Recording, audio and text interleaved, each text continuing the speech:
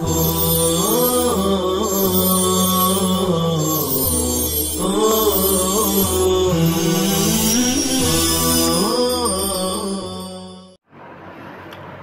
اللہ الرحمن الرحیم الحمدللہ رب العالمین والصلاة والسلام علی سید المرسلین وعلی آلہ وصحبہ الطیبین الطاہرین اما بعد فاعوذ باللہ من الشیطان الرجیم بسم اللہ الرحمن الرحیم ذالک ادنی ان یأتوا بالشہادۃ علی وجہہا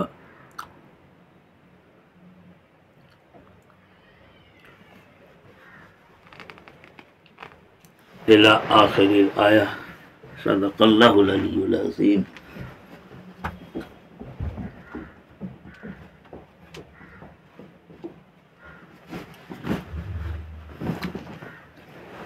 عزیز طلبہ،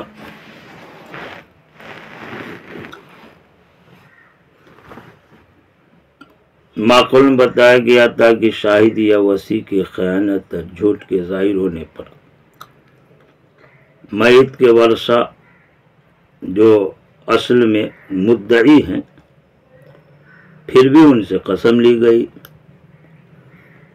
قسم کو ورثہ کی طرف پھیرا گیا۔ یہ حکم آیا تھا ماقبل میں، بتایا تھا کہ اس کی حکمت ہے۔ سوال ہوتا تھا کہ یہ ورثہ تو دونوں شاہد وصی پر خیانت کے دعوے دار ہے، ان کے جھوٹ کی تہمت لگا رہے ہیں، یہ مدعی ہوئے اور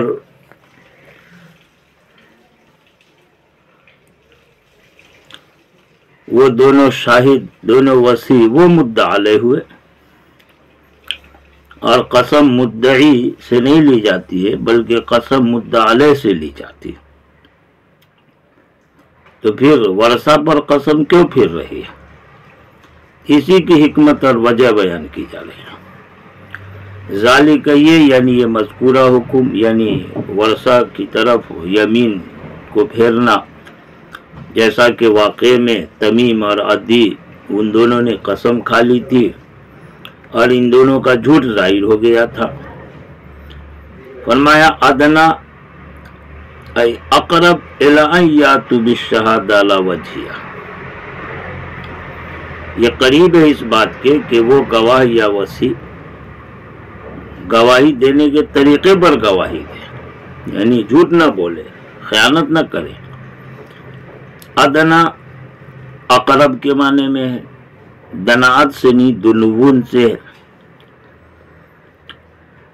یہاں ایک سوال یہ ہوگا کہ دو آدمی کا واقعہ ہے تو ایاتو اور اسی طرح آگے یخافو، جمع کا صیغہ کیوں لائے؟ ان یاتیا ان یخافا تثنیہ کا صیغہ لانا چاہیے۔ اس کا جواب یہ ہے کہ یہاں جمع اسی لیے لائے تاکہ یہ جو مذکورہ گواہ وصی تھے ان کو بھی ان کے علاوہ دوسرے تمام گواہ تمام وصی کو شامل ہو جائے، تو تمام گواہوں کو بالعموم شامل ہو جائے، اس وجہ سے جمع کا صیغہ لائے۔ سوال پیدا ہو رہا تھا کہ وارث یہ تو مدعی ہیں اور وصی شاہد و مدعا علیہ، تو حق یہ تھا کہ یمین وصی کی طرف شاہد کی طرف سے ہو جو مدعا علیہ ہیں، وارث جو مدعی ہے ان پر یمین کیوں آئی ہے؟ اس کا جواب یہ ہے کہ ان دونوں شاہد دونوں وصی کی خیانت ظاہر ہوئی تھی، اور جب ان دونوں کی خیانت ظاہر ہو گئی تو انہوں نے قسم کے ذریعے جو اپنی تصدیق کرنا چاہا ان کی تصدیق باطل ہو گئی۔ اس وجہ سے اب وارث جو باوجود کہ مدعی ہیں انہوں نے ان دونوں کی خیانت کے ظاہر ہونے پر اپنی قسم کے ذریعے ان کی قسم کو باطل قرار دیا، یا یہ کہ دعویٰ میں تغیر ہو گیا کہ پہلے وارث تو مدعی ہے اور وہ مدعا علیہ ہے شاہد وصی، لیکن جب مدعا علیہ یعنی وارث اور شاہد وصی اور شاہد نے جب خیانت کر کے ترکہ والے مال میں ملکیت کا دعویٰ کر دیا تو اب الٹے وہ مدعی ہو گئے اور جو وارث تھے یہ مدعا علیہ ہو گئے۔ تو پہلے وہ مدعی تھے، پہلے وہ مدعا علیہ وارث مدعی، اس لیے شاہد اور وصی سے قسم لی گئی تھی مدعا علیہ ہونے کی وجہ سے، لیکن اب معاملہ الٹ گیا، وہ دونوں مدعی بن گئے اور جو وارث ہے یہ مدعا علیہ ہو گیا، اس لیے وارث پر قسم آ گئی مدعا علیہ ہو جانے کی وجہ، تو گویا کہ دونوں من وجہ مدعی مدعا علیہ، لہذا ایک اعتبار سے شاہد سے قسم لی گئی، دوسرے اعتبار سے وارث سے قسم لی جا رہی۔ بہرحال حکمت بیان کی کہ یہ مذکورہ حکم کے ورثہ پر یمین لوٹائی گئی، یہ اس بات زیادہ قریب ہے کہ وہ گواہ یا وہ وصی شہادت پیش کرے لائے اس کے طریقے پر، یعنی الذی تحملوا علیہ، جس طریقے پر کہ شہادت کا تحمل کیا، مطلب یہ من غیر تحریف ولا خیانہ، کہ اس میں کوئی تحریف نہ کرے، اس میں خیانت نہ کرے۔ دوسری حکمت بتائی جا رہی ہے او اقرب الی ان یخافوا، یہ اس بات سے زیادہ قریب ہے کہ وہ خوف کھائیں، ڈریں، ان ترد ایمان بعد ایمانہم، کہ ان کے قسموں کے بعد قسموں کو پھیرا جائے، یعنی ان کی قسم جھوٹی ثابت ہو سکتی ہے، اب بعد میں ورثہ کی طرف قسم کو پھیر دیا جائے، المدعین، وہ ورثہ جو کہ دعوے دار تھے، تو ایسی صورت میں فیحلفون علی خیانتہم، وہ ورثہ جو دعوے دار ہوئے یہ ان شاہدوں اور وصی کی خیانت پر ان کے کس پر قسم کھائیں گے، فیفتضحون، بس یہ شاہد اور وصی یہ فضیحت میں مبتلا ہوں گے، رسوا ہوں گے، ویغرمون، اور ان سے تاوان وصول کیا جائے گا، لہذا اس ڈر سے فلا یکذبوا، وہ جھوٹ نہیں بولیں گے، اس لیے یہ حکم لگا دیا کہ بھئی ورثہ سے قسم لی جائے تاکہ ان کو خوف رہے، ان کو ڈر رہے، وہ جھوٹی قسم نہ کھاویں گے۔ بہرحال پوری آیت کا مطلب یہ ہوا کہ اللہ پاک نے یمین کو ورثہ کے اوپر پھیر دیا، اس کو مشروع کیا اس واقعے میں تاکہ شاہد وصی جھوٹی قسم کھانے کے سلسلے میں ہوشیار چوکنا رہیں کہ ان کی رسوائی ہو سکتی ہے۔ واتقوا اللہ، فرمایا اور اللہ سے ڈرو، یعنی خیانت چھوڑ کے اور کس جھوٹ چھوڑ کے، خیانت نہ کرو، جھوٹ نہ بولو، واسمعوا، اور سنو، مفعول بہ نکالا وہ جس کا تمہیں حکم دیا جا رہا، محض کان کا سننا کافی نہیں ہے بلکہ دل سے قبول کرنے کا سننا مطلوب ہے، اس لیے فرمایا سماع، قبول، قبولیت کا سننا، واللہ لا یہدی القوم الفاسقین، اور اللہ پاک فاسق قوم کو ہدایت نہیں فرماتے۔ فاسق قوم یعنی وہ جو کہ اللہ کی اطاعت سے نکل جانے والے، انہیں خیر کی راہ نہیں دکھاتے، الی سبیل الخیر یہدی سے متعلق ہے، انہیں خیر کے راستے کی رہنمائی نہیں کرتے۔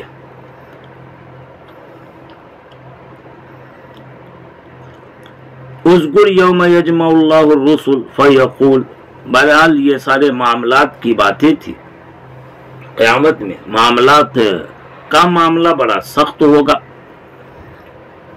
اس لیے ڈرنا چاہیے، تقوی اختیار کرنا چاہیے۔ اسی مناسبت سے آخرت کی ہولناکی اور سختی کو بیان فرما رہے تاکہ آدمی ڈرے، اور اس میں مبالغہ پیدا کرنے کے لیے کہہ رہے ہیں کہ اللہ رسولوں کو جمع فرمائے گا، اور جب رسولوں کو جمع کر کے ان کے سوال ہوگا تو عام لوگوں کا کیا حل ہو سکتا ہے۔ اس طرح سے آیت کا ماقبل کی آیت کے ساتھ ربط ہو جائے گا۔ فرماتے اذکر، یاد کیجئے، یہاں پر یوم یہ ظرف ہے اور اس کا عامل محذوف ہے، اس لیے اذکر فعل مقدر مانا، اور یاد کیجئے اس دن کو جب کہ اللہ رسولوں کو جمع کرے گا، مراد اس سے قیامت کا دن ہے۔ فیقول لہم، پس ان رسولوں سے کہے گا، ماذا الذی اجیبتم، کہ تمہیں کیا جواب دیا گیا تھا۔ سوال پیدا ہوتا تھا کہ رسولوں کو جمع کرے گا اللہ پاک اور ان سے اس طرح کا سوال کرے گا. ان سے اس طرح سوال کرنے کا مطلب کیا؟ اللہ کو تو ساری حقیقت کا علم ہے. اس کا جواب دیتے مصنف نے کہا توبیخا لقوم، کہ رسولوں سے سوال اللہ اپنے علم کے حصول کے لیے نہیں کرے گا، انہیں سب معلوم ہے، لیکن یہ سوال جو رسولوں سے کرے گا ان رسولوں کی قوم کی توبیخ کرتے ہوئے، ان کو ڈانٹتے ڈپٹتے ہوئے. تو سوال کی حکمت قوموں کی توبیخ ہے. فرماتے ہیں توبیخا لقومہم، توبیخ کرتے ہوئے ان کی قوم کو، یعنی قوم جنہوں نے کفر کی معصیت کی، لہذا ان کو ڈانٹنا ڈپٹنا یہ مقصود ہوگا. رسولوں سے سوال کرنے کا مطلب اللہ پاک نعوذ باللہ اپنے لیے علم کا حصول نہیں چاہے گا، اللہ کو تو پہلے سے سب کچھ پتا ہے. چنانچہ قرآن میں آیا وَلَا يَكْتُمُ اللَّهَ حَدِيثًا، کہ اللہ سے وہ کوئی بات نہ چھپا پائیں گے، وہ تو علیم بذات الصدور. ماذا اجبتم، کہ تم کو کیا جواب دیا گیا تھا. ماذا کے اندر ما استفہامیہ ہے، یہ مبتدا ہے، اور ذا موصولہ ہے، اور اجبتم یہ جملہ اس موصول کا صلہ ہے ذا الذی کے معنی میں، اور موصول صلہ سے مل کر ما استفہامیہ مبتدا کی خبر ہے. ماذا یعنی ای الشیء الذی اجبتم، کیا ہے وہ جو تمہیں جواب دیا گیا تھا جبکہ تم نے توحید کی دعوت دی تھی لوگوں کو. قالو، تو وہ کہیں گے لا علم لنا، کہ ہمیں اس کا کچھ علم نہیں، اس کا علم نہیں. ای بذالک یعنی جو کچھ کہ ہم کو جواب دیا گیا تھا، قوم نے جو کچھ ہمارے ساتھ کیا ہمیں اس کا علم نہیں. انک انت العلام الغیوب، یقیناً آپ تو غیبوں کو خوب جاننے والے ہیں.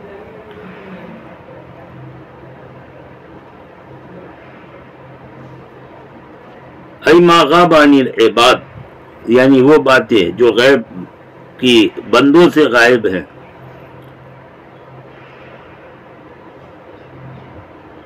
اور بندوں سے جس کا علم ذہب چلا گیا یعنی نہیں ہے،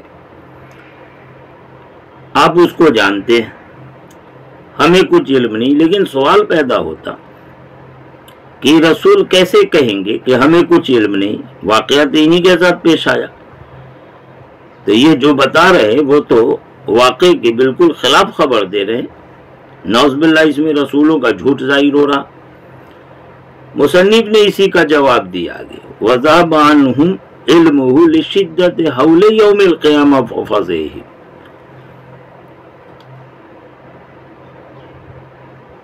کہ وہ دن جو ہوگا وہ اللہ اپنے جلال کے ساتھ تجلی فرمائیں گے،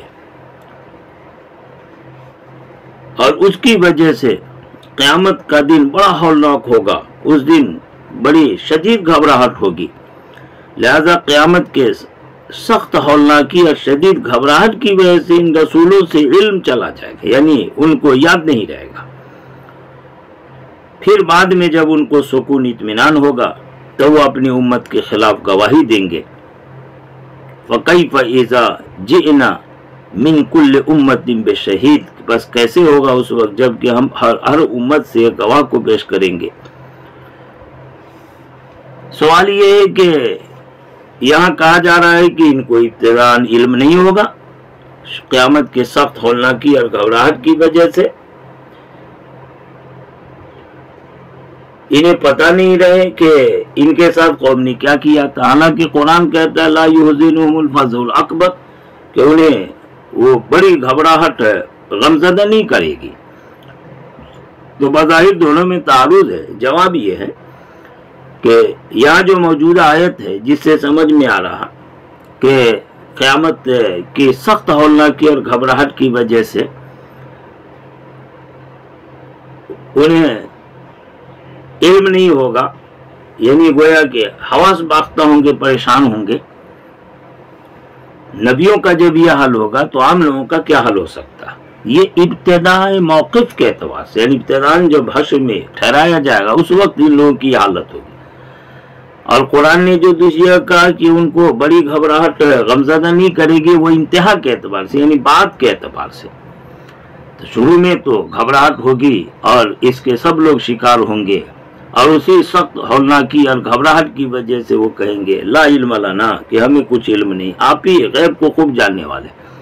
اور بعد میں چل کے جب اللہ کا فضل ہوگا اور گھبراہٹ دور کر دی جائے گی اور ان کو سکون اور اطمینان ہوگا تو سب بات ان کو یاد آ جائے گی، اور پھر وہ اپنے امتوں کے خلاف گواہی دینے لگیں گے۔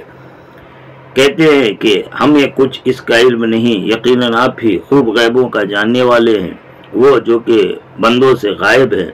وَذَابَ عَنْهُمْ عِلْمُهُ، اور ان رسولوں سے اس کا علم چلا جائے گا قیامت کے دن کے سخت ہولناک کی وجہ سے اور سخت گھبراہٹ کی وجہ سے۔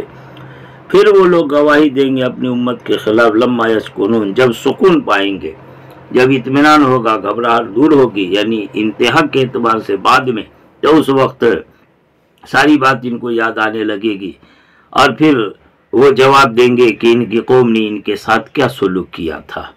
اللہ پاک قیامت کی ہولناکی سے ہم سب کی حفاظت فرمائے، رحم فرمائے۔